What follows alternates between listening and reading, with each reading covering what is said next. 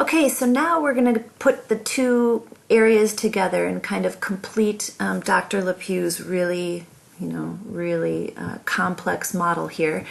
And we're going to run an intersect to find out the areas where these two polygons basically intersect and overlap. What we want to do, let me zoom out here, zoom to layer on this guy. What we want to do is identify the places where the stream buffer overlaps with the development. These are the places the skunks are most likely to be found. Now, yes, they may be found within a developed area, they may be found within a stream channel, but we're going to look for the places that cover both bits. And then we'll test it against the known locations of sightings. So first let's run an intersect. That's more like a Boolean and, so it's exclusive, I should say. So intersect, and open this guy up, and let's input the developed towns. Oops, we want our buffer. 3 kilometer, and we'll put in our streams buffer and get rid of this guy. So our 3 kilometer buffer around the developed area and towns, and the buffer around our streams.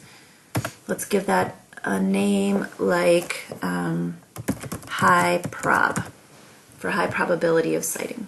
So this is sort of our habitat model. Okay, we can just leave all this as it is. Hit OK, let that run. It's pretty quick. How are we going to evaluate whether it worked or not? It kind of all looks the same. Well, let's turn off our inputs and our streams. And does this make sense? So again, let's give it kind of a funkier color.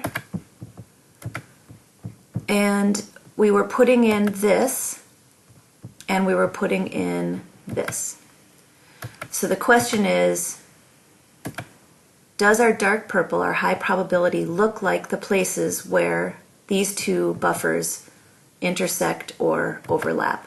And I would have to say yes, that we did a pretty good job there. Okay? All right, so these are the places that we would most expect to see these spotted skunks. Let's turn on our skunk sightings layer. These are the known locations. And what do we think so far? Maybe not so hot, but let's actually quantify how many of these known locations or known sightings fall within our habitat rule. We can do that doing a select by location. So if we go up to our selection dropdown, we can do a select by location. This chooses features from one layer that fall within some spatial relationship of another layer. And so you can kind of read this like a sentence. We want to select features from our skunk sightings. That's what we want to choose. We want to choose the points that fall within our high probability layer. So this is our target layer, is the skunk sightings. So the other layer that we care about is the high probability. And the spatial selection method is we want it to be within. So we want to choose the points that are within our high probability layer. And you'll see that there are a lot of really cool choices here, and you can play around with this, but with points, it's just going to be really strictly in or out. So we could put a buffer even on this buffer if we wanted to fudge a little bit and say within a distance of our high probability, but let's just do our within. Okay, hit apply, and that's it. So I'm going to close this, and let's open our skunk sightings attribute table to get a count.